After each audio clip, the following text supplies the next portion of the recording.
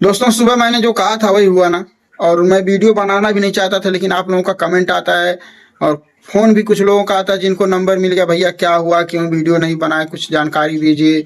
और आप अच्छी जानकारी देते हैं। दोस्तों क्या जानकारी दें, वही कहानी दोहराई जा रही, लेकिन इस बार कुछ है अलग।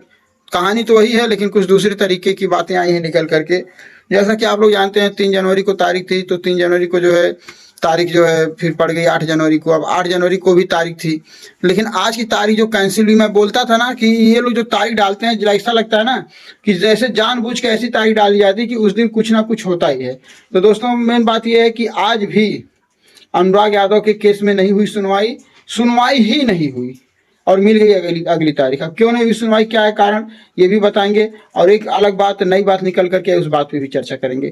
तो दोस्तों सबसे पहले आप लोगों को बता दें कि अनुराग यादव का परिवार, यानी कि अनुराग यादव के पिताजी और उनकी बहनें स्वाति और आराधना, यह 3 लोग जाकर के अखिलेश यादव जी से मुलाकात किए हैं और अखिलेश यादव से मुलाकात हुई है। और इनके कहने के मुताबिक अनुराग के पिताजी ने जिस तरह से कहा है कि अखिलेश यादव ने इनका बहुत ही ज़्यादा सम्मान किया, उनसे मिलने के लिए बहुत से सांसद विधायक थे, लेकिन इनको अलग से एक वीआईपी की तरह अखिलेश यादव से मिलवाया गया, बातचीत भी हुई। और बातचीत होने के दौरान 2 लाख रुपए की सहायता राशि भी अखिलेश जी ने प्रदान की है इनको। और जबकि वो सत्ता में ना होते हुए भी इस तरह से इस परिवार से मिलना कहीं ना कहीं योगी सरकार के गाल पर एक बहुत ही जोरदार तमाचा है। बहुत ही जोरदार तमाचा लगा योगी सरकार के कार्यकर्ताओं पर, योगी सरकार के गाल पर। क्योंकि अनुराग के पिताजी खुद कहते हैं कि हम योगी सरकार के ऊपर बहुत ज्यादा विश्वास करते थे, लेकिन उन्होंने मेरा विश्वास तोड़ दिया। योगी सरकार के द्वारा 5 लाख रुपए की जो गिरीश चंद के द्वारा सहायता राशि प्रदान की गई है, उसको छोड़ करके अभी कोई भी ऐसा आश्वासन नहीं सरकार के द्वारा मिला है कि जिससे इनको थोड़ा सा संतोष हो। अगर सरकार चाहे तो लालता का घर एक दिन में गिर जाएगा, एक दिन नहीं लगेगा, सारे के सारे नियम कानून संविधान धरे के धरे रह जाएंगे और लालता का घर जमींदोज हो जाएगा। लेकिन जो वहां की सांसद हैं जिन्होंने ये कहा था कि स्टार्टिंग में ही जब अनुराग का गला कटा था, वहां पे सब सांसद विधायक सभी नेता गड़ जाते थे, तो वहां की जो सांसद हैं प्रिया सरोज, उनसे जब बात की गई तो उन्होंने कहा कि संविधान बुलडोजर में नहीं है। तो आज अनुराग के पिताजी का एक रौद्र रूप देखने को मिला और उन्होंने कहा कि अगर संविधान बुलडोजर में संविधान नहीं है, उन्होंने कहा कि अगर संविधान में बुलडोजर नहीं है तो क्या किसी का गला काट देना ये संविधान में है? क्या एक पिता को दर दर की ठोकरें खाना ये संविधान में लिखा है? उस समय संविधान में कहा था जब बिना नोटिस गिराए से लोगों के मकान पे बुलडोजर चल जाता था, और आज नोटिस चिपकाने के बाद भी, सब कुछ जानने के बाद भी आज उस अपराधी के घर पर बुलडोजर नहीं चल रहा है। क्या ये संविधान में है? क्या क्या आप जवाब देंगे? अनुराग के पिताजी आपसे सवाल कर रहे हैं, जो वहां की सांसद है माननीय श्री प्रिया सरोज जी से, और उनके पास इस सवाल का कोई भी जवाब नहीं है कि उनके किसी सवाल का वो जवाब दे सकें। और लेखपाल ने भी साफ साफ जो है जीरे में लेखपाल ने भी लिख दिया है कि जो गाटा संख्या 932 है कै जो है बंजर है और ख आबादी है, और गैर लालता प्रसाद गैर जो है अनुराग के पिताजी को पट्टा किया गया सरकार के द्वारा।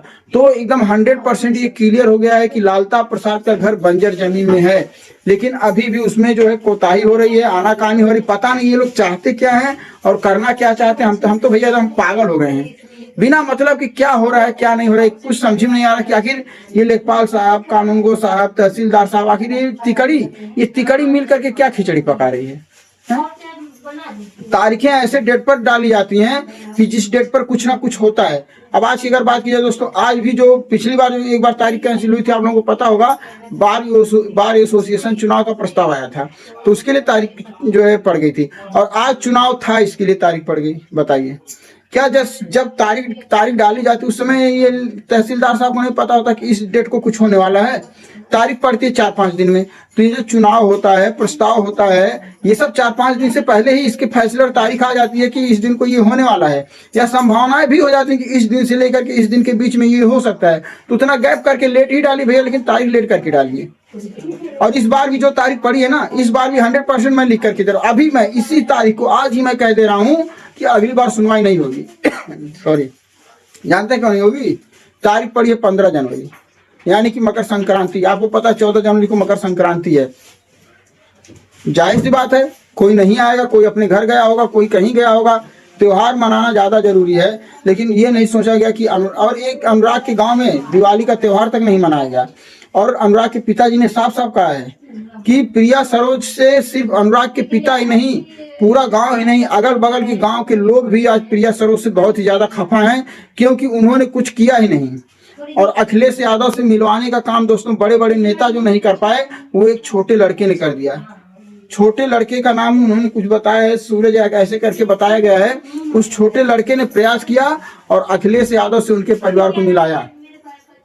मिलकर के इनको बहुत अच्छा लगा। 2 लाख रुपए की सहायता राशि भी प्रदान की। बेटियों को जो है शिक्षा की भी बात की अखिलेश यादव ने। लेकिन हमारी योगी सरकार का कुछ समझ नहीं। इस बार तो दोस्तों योगी सरकार का कुछ समझ में नहीं आ रहा है कि आखिर योगी सरकार कर क्या रही है। जिस समय वोट मांगना होता है आ जाते हैं लंबी लंबी गाड़ियां लेकर के। उस समय सबके पास टाइम होता है। जब वोट मांगना होता है ना जनता से, तो सबके पास टाइम होता है, सबके पास पैसा फेंकते हैं इसे भूजा की तरह। भूजे की तरह से होता नहीं है कि मछलियों को दाना डालने के लिए तालाब में लाई फेंका जाता है, उस तरह से पैसा फेंका जाता है। और हमारी पब्लिक भीड़ है, भीड़ नहीं भेड़ है। ये अनुराग के पिताजी कहते हैं कि ये जो पब्लिक है ना, ये हम लोगों को ही समझिए भेड़ है। मतलब एक भेड़ जिधर चली उसके पीछे पीछे सब लोग चल देते हैं, और यही होता है इलेक्शन में। तो प्रिया सरोज का तो इस बार बंटाधार है भैया। अनुराग के गांव से लेकर के अगल बगल के गांव के लोग प्रिया सरोज से जितना ज्यादा खफा है कि अगर ये चली भी जाए, कह रहे अनुराग के पिताजी एक बार वो आ तो जाए हमारे गांव में वोट मांगने के लिए, फिर उनके साथ क्या सवाल जवाब होगा उस समय ही पता चलेगा। और एक तरफ अधिवक्ता लोग ये कहते हैं कि लेखपाल साहब ने क्लियर कर दिया है कि वह घर अवैध निर्माण में है, बंजर भूमि है, बुलडोजर उस पर चलना तय है। जब बुलडोजर चलना तय है तो कब चलेगा बुलडोजर? एक बार जिरह हो रही है, एक बार बहस हो रही है, और एक बार जिरह बहस होने की तारीखें तो पड़ती हैं, सुनवाई होती नहीं है। इसी महीने 2 महीने निकल जाते हैं, विपक्षियों को टाइम मिल जाता है, कुछ ना कुछ वो नया कर देते हैं। बस हम लोग तमाशा खड़े होकर तमाशा देख रहे हैं। ये लोग नाच रहे हैं, हम लोग तमाशा देख रहे हैं। यही हो रहा है, नौटंकी नाच हो रही है। बहुत लोगों को बुरा लग जाएगा।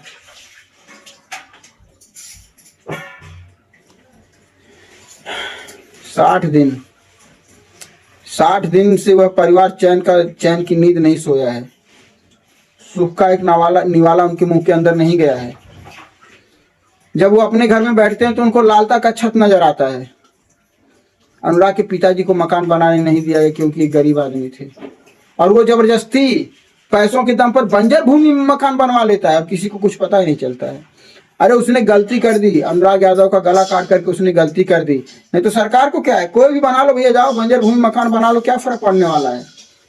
सरकार को अपनी ही जमीन कब्जे, ये नहीं कि वो अनुराग के पिताजी की, नहीं, वो सरकार की ही जमीन है। और सरकार को अपनी ही जमीन एक अपराधी से लेने के लिए इतनी लड़ाई लड़ना पड़ रहा है। न तो सरकार अगर चाहे ना तो एक दिन में जाएगी, गिरा पिरा के अपना उस पर कब्जा स्थापित कर लेगी। लेकिन हम क्यों करेंगे भैया? हमारे मुंह पे पट्टी बंधी है, हमारी आंखों में भी पट्टी बंधी है। ठीक है, हम सिर्फ सूंघ सकते हैं, और क्या सूंघ सकते हैं आप बेहतर तरीके जान सकते हैं।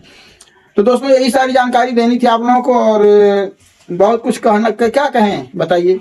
हेहर हो गए ये लोग एकदम, ठेठ भोजपुरी हेहर जैसे नहीं होते हैं, कहा करो कोई फर्क पड़ने वाला नहीं है, ऐसे ये लोग एकदम हेहर हो गए हैं। चाहे गाली दो, चाहे समझाओ, चाहे हाथ जोड़ो, चाहे पैर जोड़ो, ये लोग करेंगे तो अपनी वाली। लेकिन अभी ये लोग, इन लोगों को समझ नहीं आ रहा कि सब्र का फल जो है ना बहुत मीठा होता है।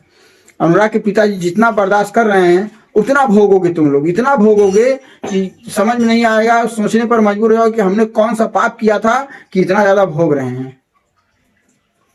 तो दोस्तों यही बात थी। तारीख फिर पड़ गई है 15 जनवरी, और खिचड़ी के आसपास है सुनवाई तो होगी नहीं, हड़ताल होगी, या फिर अब की बार चुनाव हुआ है तो अगली बार काउंटिंग होगी।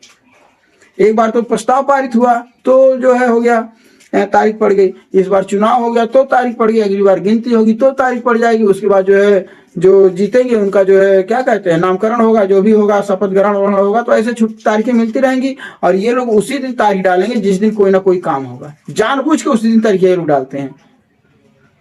तो चलिए दोस्तों, यही सारी बातें थी जो आप सोचा कि आप लोगों को बता दें। आप लोग ये शायद कंफ्यूज होंगे, बाकी चलिए आप लोग अपनी राय जरूर दीजिएगा। जय हिंद, जय भारत।